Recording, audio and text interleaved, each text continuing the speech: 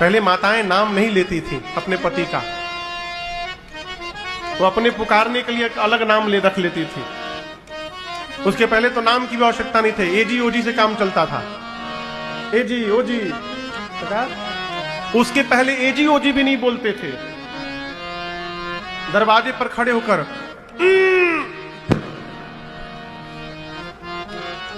तो जैसे हुआ वो समझ जाएंगे बाहर किसके लिए हो रहा हो, चुपचाप भीतर चले जाएंगे। आजकल तो सब लीला है रघुनाथ जी की, लेकिन मेरी किशोरी मैया राम जी को करुणा निधान कह के बुलाती थी। क्यों? ये पुकारने के लिए ये नाम सीता जी को पार्वती मैया ने दिया था। करुणा निधान सुजानशील स्नेह जानत रारो, करुणा निधान सुजान